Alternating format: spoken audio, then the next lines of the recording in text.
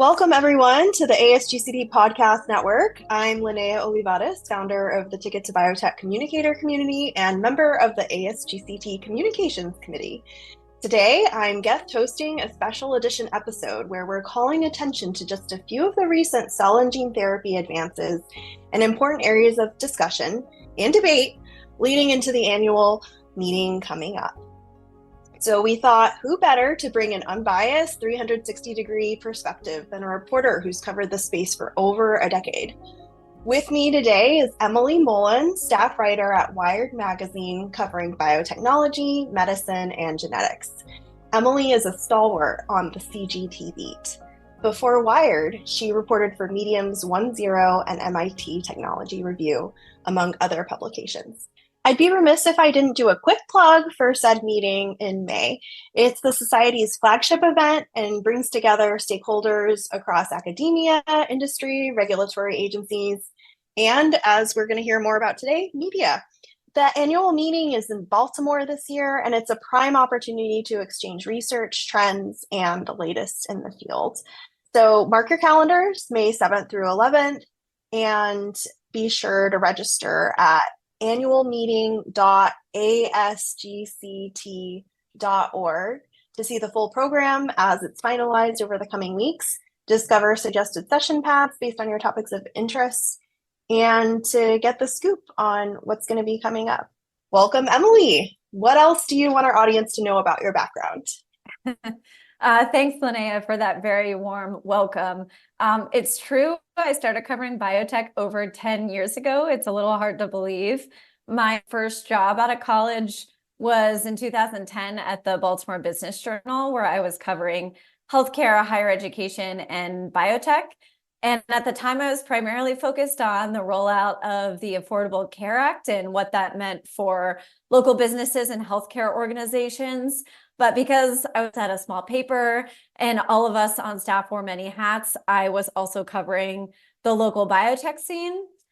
One of the early stories that I remember covering for the BBJ in the biotech space was about a local doctor whose research evolved into the heart disease drug Brilinta. And the story was sort of this David versus Goliath, Brilinta versus Plavix, and the future of that drug. Of course, it's been out for many years now, but I also broke several stories about a local cardiologist accused of implanting unnecessary heart stents in patients, and that was all a long time ago now, and I'm still here reporting on biotech. Wow. So you've seen a lot. So I wanted to start with something a little bit more personal, and we're going to end back a little bit where we started as well. But thinking back to when you first started covering cell and gene therapy, when you first heard those terms, what were some of your early thoughts and reactions? And I will say, from my point of view, especially with those nascent therapies, I, for one, felt like we were talking about sci-fi a bit. So I'm curious to hear from a reporter's standpoint, what were some of those thoughts going through your head? Yeah, so I started reporting on gene therapy, I think around 2013, 2014, when I was at Fierce Biotech. And a lot of that was preclinical studies in mice, dogs, sometimes non-human primates. And at the time, I didn't know much about gene therapy's history. I was pretty new to that beat, and I didn't quite comprehend how transformative those therapies could be. I joined MIT Technology Review in 2016, and it was there that I really began to dive into this space more. One of my first stories for Tech Review was about a teenage boy who was going blind from a rare type of degenerative eye disease, and his only shot at keeping or maintaining his eyesight was getting into a gene therapy trial. And there was this narrow window because his eyesight was degrading, and he was waiting to see if he was eligible for this trial. And of course, we know with clinical trials, a good outcome is never a given. these are highly experimental therapies, and most gene therapies can only be given once. And so there was this question of whether he would even benefit from the gene therapy if he got into the trial. And reporting that story, I think, really drove home the human element to me. There are patients out there who are dealing with really devastating genetic diseases for which there are few to no treatments available. And that's where the hope and promise is with gene therapy. Yeah, I think we can probably all agree on that. And that's really cool from a communication standpoint, that I think we all share that mission, whether we're on the corporate side or at nonprofits or we're journalists. We're all just trying to bring attention to this really revolutionary next generation of medicine. So thinking from the 30,000, oh, sorry, go ahead.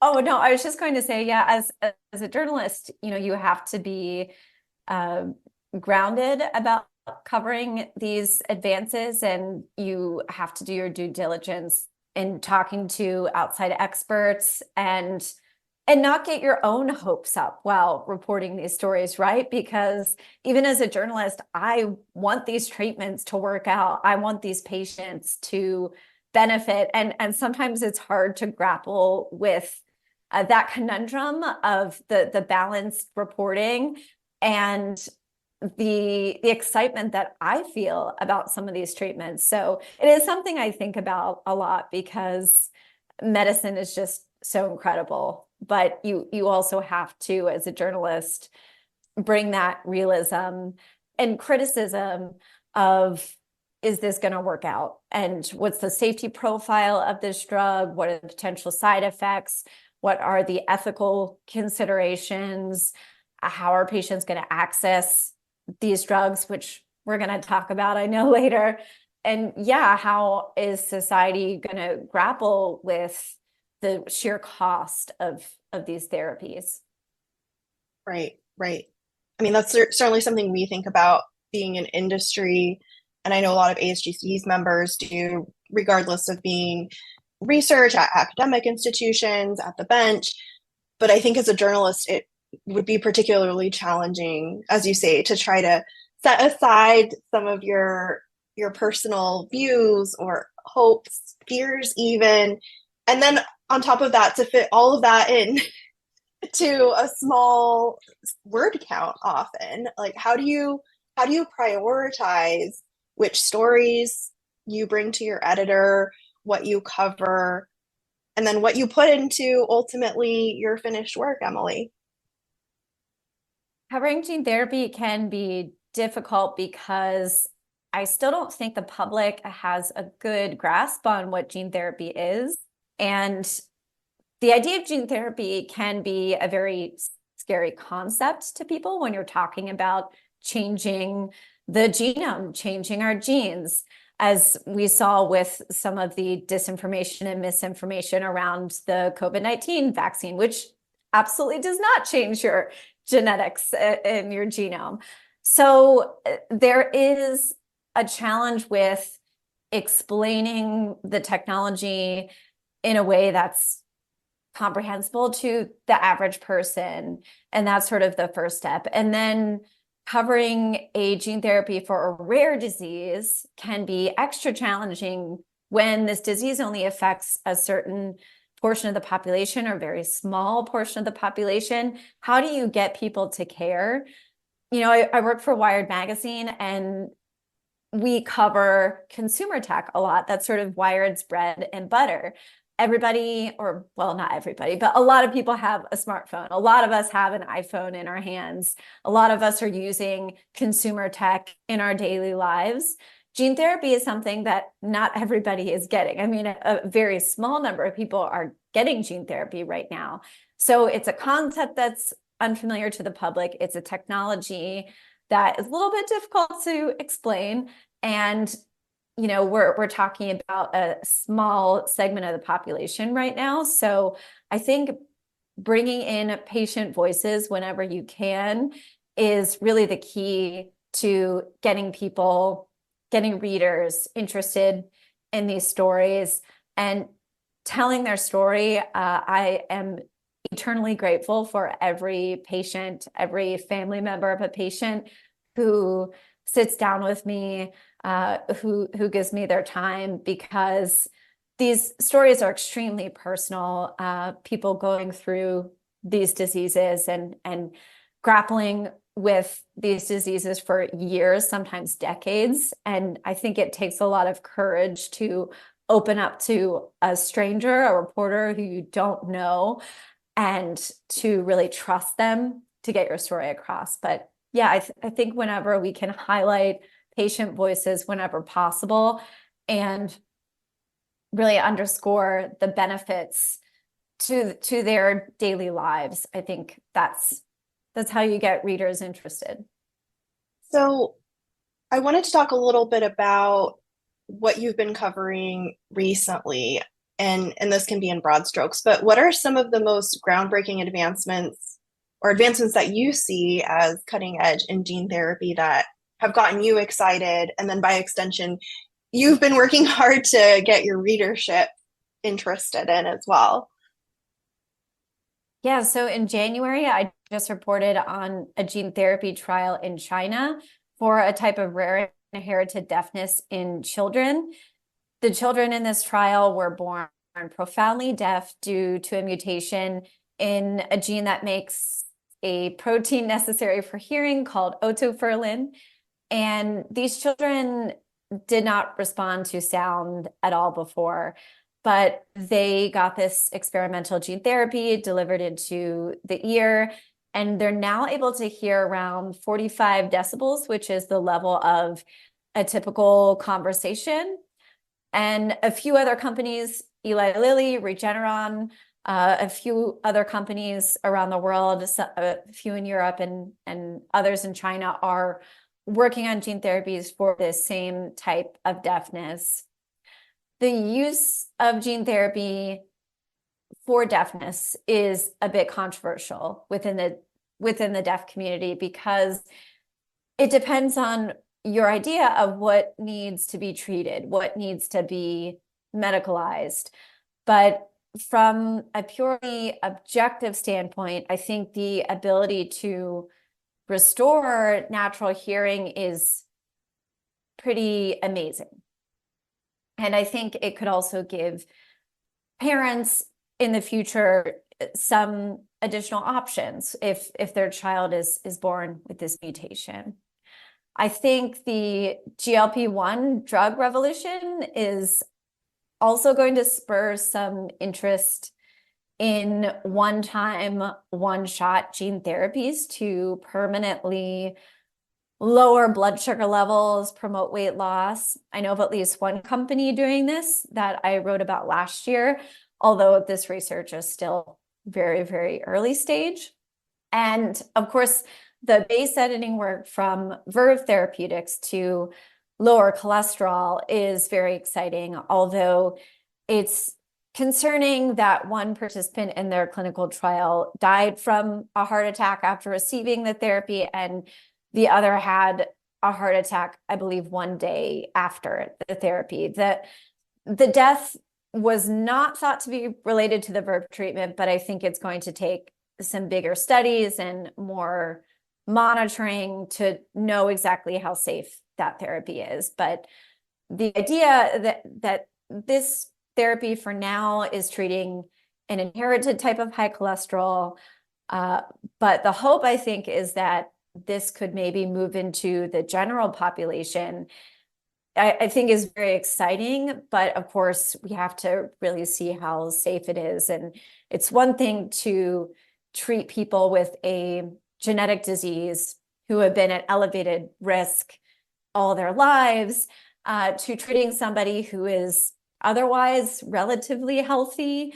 And that would be more of a preventative measure.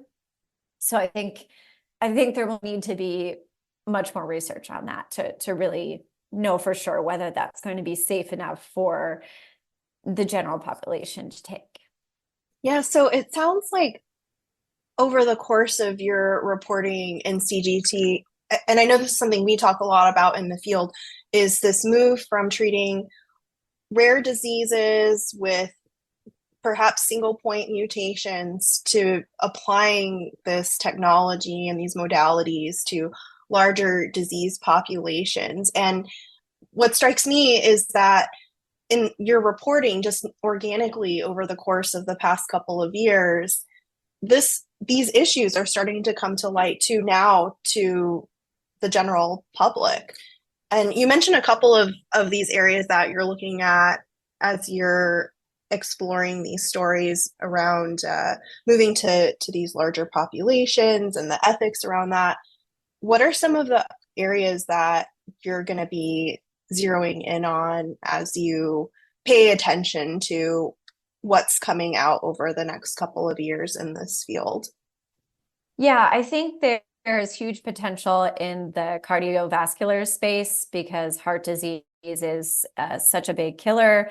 And of course, in obesity and diabetes treatment, these are also, we're at a crisis point with these conditions. And so I think any therapy or treatment modality that has the potential to be a long time, perhaps a one-shot treatment, I think is going to be really interesting for companies, whether this is going to work out in the long run. I think, remains to be unseen. We still don't really know the long-term effects of being on a GLP-1 drug for decades. And so we don't know if we give somebody a gene therapy that turns on this mechanism throughout the rest of their life, we don't know if it's going to have any negative consequences. We know that patients have side effects with GLP-1 drugs. So is this something that somebody would be willing to deal with really sort of permanently? Yeah, so I think those are big areas: cardiovascular, obesity, diabetes, because those are really our most pressing public health problems here in the US and most of Europe. Can totally agree on that. And so there's absolutely no shortage of topics that we can talk about today. So I'm going to zero in on a couple of other ones.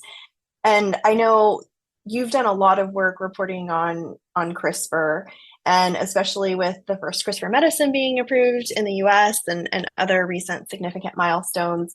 You've also interviewed many of the important players in this space, like Jennifer Doudna at the Live Wired Summit last fall.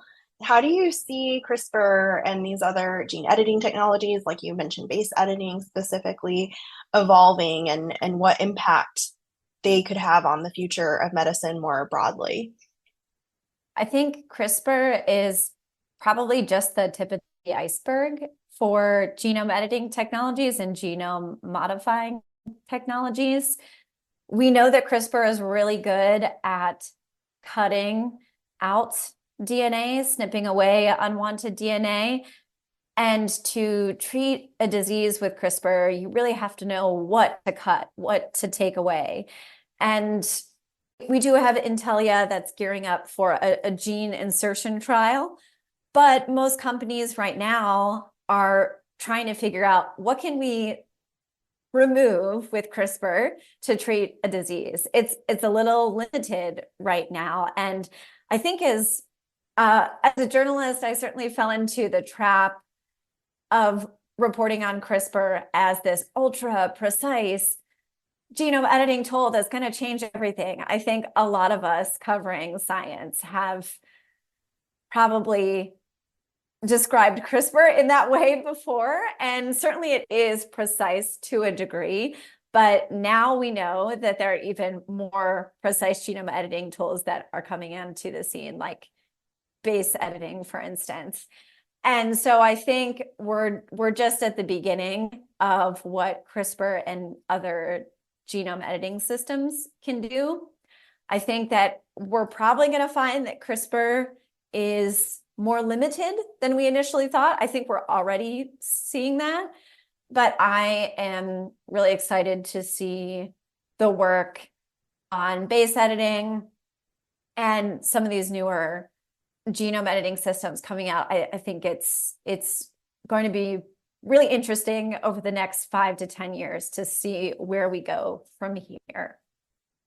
And I know you just came back from South by Southwest, and we're specifically talking about CRISPR and gene editing applications in agriculture. I know we don't want to go too much into that for purposes of this podcast, but love that these conversations are happening on a global stage. And thinking back to clinical applications, what do you see as the next frontier for these modalities? And has anything that you've heard surprised you about how these technologies might be applied? Yeah, so I think with the approval of Casgevy, we have now established that we can edit cells outside of the body, put them back in, and we can use CRISPR to do that.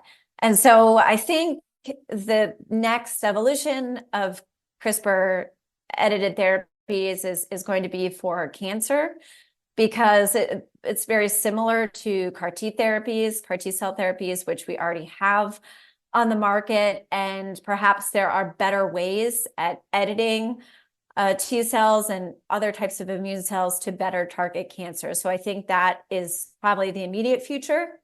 And also liver diseases, where we know that a protein is produced in the liver, and we can get the CRISPR mechanism to the liver to get to make more of the protein that the body is lacking. And that's a delivery problem. We can edit cells outside the body right now, put them back in, and we know how to get to the liver. But there are lots of other parts of the body that are right now difficult to get to. And everybody I talk to in the gene therapy space and CRISPR space says delivery is a big problem. So in terms of what's next, I think the innovation needs to come from the delivery side. There are genes that we know we can edit, but how do we get there is the big question. I actually think that's spot on. Having done communications for a while now in cell and gene therapy, we've often grasped with the challenge of how do we convey that delivery is the primary challenge, or one of the bigger challenges.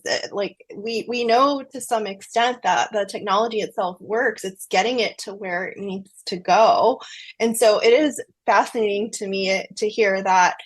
Well, to some degree, I think the industry is doing a good job making sure that media and journalists are picking up on that, and that side of the story is getting reported on. And to the extent that you're now paying attention to that and want to see those types of innovations coming out.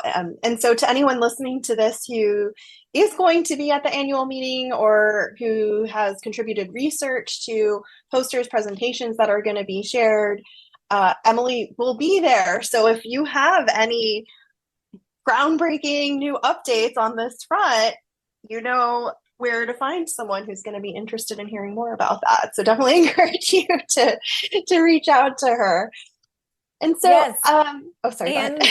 Oh yeah, I wanted to say one more thing about delivery, because as a journalist, this is a challenge with reporting on gene therapy and CRISPR, is because I do think there was a lot of hype about CRISPR in the early days, which journalists absolutely contributed to. I'm not trying to skirt the blame here, but one of the challenges is communicating to readers the limitations of gene therapy and CRISPR, and what we can realistically do right now, what science can realistically do right now. And I think there is a lot of enthusiasm for CRISPR and gene therapy in the public when they understand what it is. But a common question I often get from readers is, well, why can't we address my disease that I have? Or why can't we do this faster? And it's because of this delivery problem. I mean, it's not the only problem in Right. gene therapy, but it's one of the bigger ones. Yeah.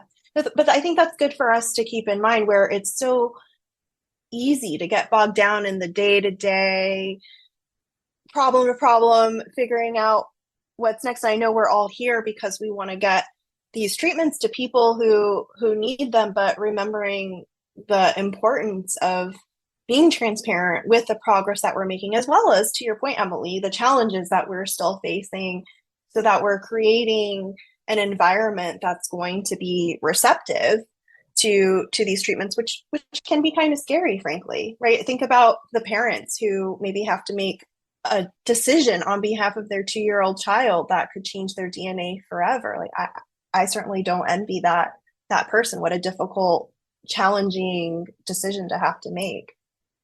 So thank you for helping us tell these stories, Emily.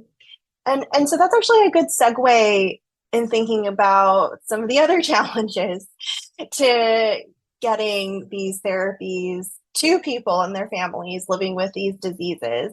And unfortunately, delivery is only one of those challenges, right? They're plentiful, from manufacturing scale up to the potential for irreversible off-target genetic changes, the pushback from regulatory agencies on trial design, the harsh financing environment, though hopefully that at least is starting to turn a little bit.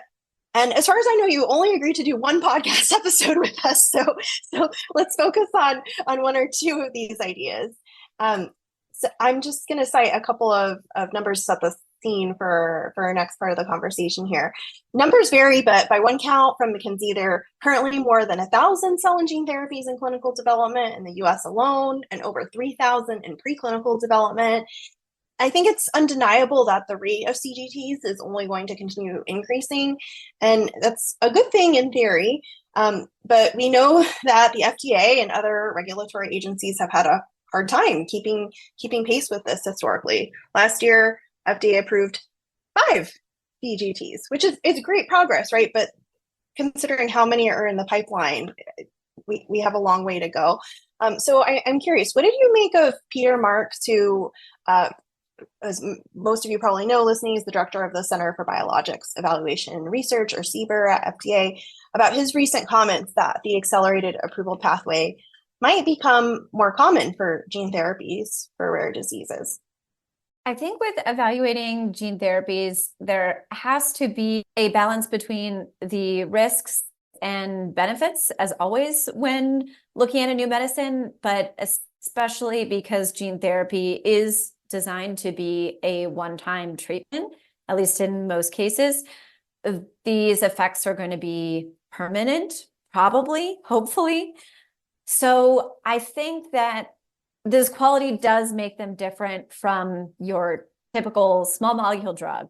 And so I think we have to keep that in mind when thinking about how these should be regulated. So I'm hesitant to say that there should be more or less regulation or an accelerated pathway, because I'm also not a regulatory body. I'm not a scientist who has evaluated clinical trial data. I can only say, as somebody who covers this space, is that I think to build confidence in these therapies and to gain public acceptance of gene therapies and CRISPR-based therapies, people are going to want to know that these were thoroughly tested and evaluated in the proper way. And I know that can be difficult when you're talking about small patient populations, but I think anytime there's a proposal from industry to speed up the approval of a drug, we saw this with the COVID-19 vaccines. There was a lot of hesitancy. And I think part of that was because there was this perception that maybe corners were cut. So I think we just have to keep that in mind when it comes to the approval of these therapies and the path to approval. That's exactly why we invited a journalist on for this special episode, to keep us in check, because you're right. I mean, we're committed as an industry to getting these to patients and their families as quickly as possible. And of course, we want to make sure that they're safe and efficacious and all of those things. But the other side of that is the public, the receiving end of this. And like you say, the perception around that, especially now we're operating in this context of a post-COVID world. And whether we like it or not, in our small sector of biotech and medicine, we're dealing with that. And if we ever want to see these medicines get into the hands of the public more broadly, we're going to have to contend with those existing perceptions that are there. So I think those are really apt reminders, Emily. And that's certainly one piece, the regulatory piece, but it's been really exciting to see some of these gene editing therapies like sickle cell disease, or the recent approval of the first cell therapy for solid tumors getting approved. And they're certainly groundbreaking, but I'd be remiss if I don't mention the high costs and the challenges of access, of getting those. Once we have the approval, we have the sign off, getting those into the hands of people who qualify for them. And certainly sponsors have begun experimenting with outcomes-based agreements and value-based pricing. But based on your reporting, are there any particular innovative models that stand out to you as solutions that could be adopted more widely? And if you have a personal opinion on this too, I'd certainly be curious to hear more about that. For better or for worse, we live in a capitalist society. And I understand that biotech and pharma companies need to make money off of the treatments they develop. But what I think about a lot as a journalist is, why develop a treatment that no one can access because the cost is too high? And in that scenario, nobody wins. Companies aren't making money and patients aren't getting a life-saving treatment.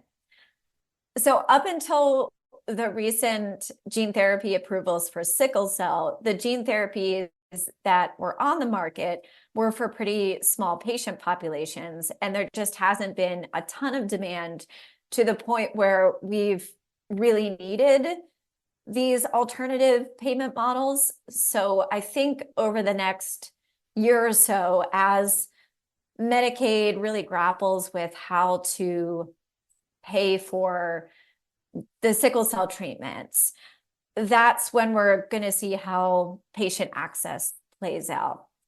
Because of course, as we know, more than 100,000 Americans have sickle cell disease, and around half of them are covered by Medicaid. So I think an outcomes-based payment system makes sense, especially given the fact that manufacturers have really touted the long-term benefits of gene therapy, and they have said that, these are cost-effective treatments. So in the coming years, I think we're really going to see whether or not that is true. And it's going to be a chance for manufacturers to really prove that these therapies have lasting benefits. I think we all hope that they do. Scientists, patients, journalists, although it'd be certainly a juicy story if these treatments are a failure. But coming back to my personal connection and reporting on patients over the years, I want to believe that these treatments are going to work out. So I don't want to have that pessimistic view. In terms of other payment models, the optimist in me would like to see the formation of public benefit corporations, which is maybe a pie in the sky idea. Or maybe a benevolent billionaire could set up a fund or some sort of organization to help patients get access to gene therapy. So if Elon Musk is listening, or Jeff Bezos is listening to this, it would really be great. I think if somebody could put a ton of money into gene therapy for patients and provide them in a low-cost way. But I think the price question comes back to delivery, actually, which is something we've already covered. And when we simplify the delivery, and when we simplify the how we get gene therapy and CRISPR into the body, I think that is eventually going to bring the price down. So right now, the sickle cell therapies rely on this very complex process of editing the cells outside of the body. These patients are in the hospital for weeks and weeks at a time, and it is a grueling process. So once we figure out how to deliver these in a more elegant, efficient way, I think that's when we're going to see the cost really coming down. I know Jennifer Doudna is working on that, and many others are, but again, we're still at the very early point in the CRISPR revolution. So I think it's going to be a little bit before we see that happen. It's such a prescient reminder because for those of us who've been in this industry a while, it feels like, okay, we've been here for like 10 years and things are already changing so quickly. And that's incredible, but you're absolutely right. And I think to quote you from earlier in the podcast, you said that this is the tip of the iceberg. We have to remember that there's so much more to come and that we're really just getting started. And you talked a little bit about making those connections. So for example, thinking about innovating around delivery and efficiencies there and the correlation between that and potentially bringing down price points. I'm curious, what do you see as the role of journalists, or how do you view even your personal role in playing and shaping these broader public dialogues and the discourse of where this is going to go? Yeah, well, journalism has always been the watchdog of the government, and I think journalism also needs to be a watchdog for companies and industry as well. So I see myself as sort of keeping an eye on what pharma is doing, like, hey, what you doing? And so even though I come off as very nice in this interview, sometimes I talk to my editor like, what the heck? What $3 million for a treatment? So yeah, I mean, it's my job to ask the tough questions and be a voice for patients when they're not able to have a voice themselves, be a voice for the public, and really question the direction of companies and why they're pricing their therapies in the way that they are. And also, I think it's my job to explain the science, again, as we talked about earlier, in a way that a general readership can understand and grasp and elucidate the complexity of these therapies. So it's sort of multifaceted. My role as a journalist is very different from your role, Lynnea, in communications. And my job is not to cheer on the science as much as I want to as a person. But as a journalist, I have to sit back and look at, okay, what does the public need to know about the evolution of these therapies? What are their limitations? What are their benefits? How could companies be acting more ethically, to be honest? So yeah, my job is to really take a critical look at these therapies. And even though personally, of course, I would like to see them succeed, we know that not all of them are going to. And I think we have to, it's my job also to be honest about what they can and can't do, who they can and can't help right now. And yeah, just really level, I think, with readers. I think that's fair. And frankly, I think the public, especially those people who are going to be faced with the decision to intake or have administered one of these therapies in the future, deserve to have that unbiased perspective, critical perspective, looking at our work. I know we're at about time here, so I will ask one more question. What is the headline in our space in CGT that you hope to write in your lifetime? Oh gosh. That's really hard because a few years ago, I would have said CRISPR cures sickle cell disease, and we're pretty much already there. I mean, depending on how you define cure, I think we're pretty close to it. I know that a lot of scientists are hesitant to use that word, but I think we're pretty close. And yeah, so that's so interesting.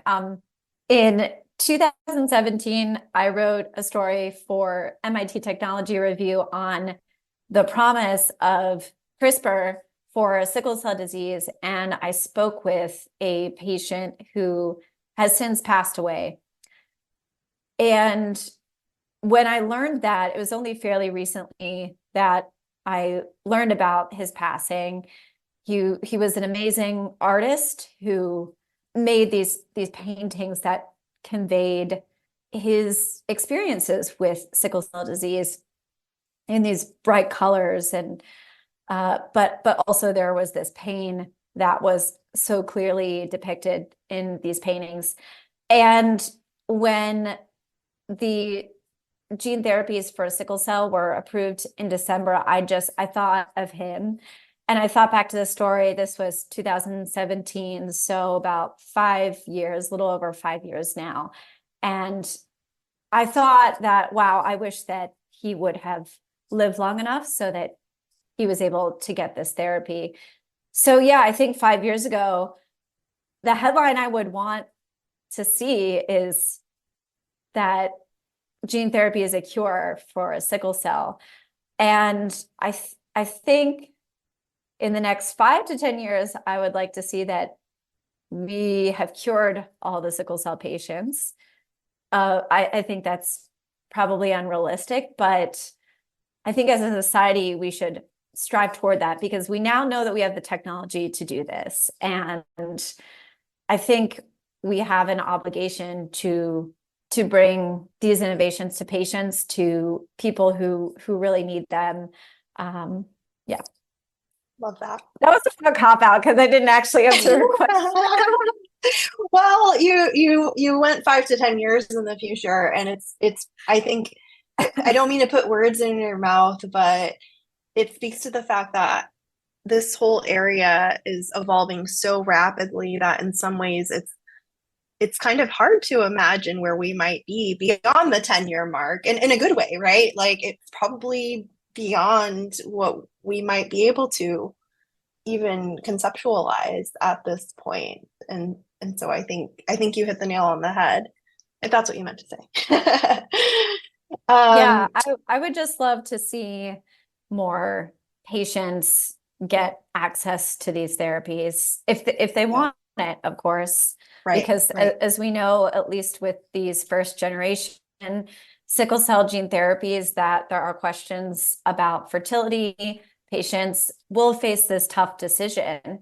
It's a really hard trade-off. So yeah, but I think that the headline that I would like to see in 10 years is just that we are doing this more consistently. We're curing patients more consistently, and maybe doing so in a less invasive way. Yeah, that's seems reasonable to me. Right. So thanks everyone for listening, and thanks so much for joining us, Emily. Looking forward to seeing you all at the annual meeting, and be sure to say hi to Emily if you pass her in the hallway. Thanks so much, Lynnea.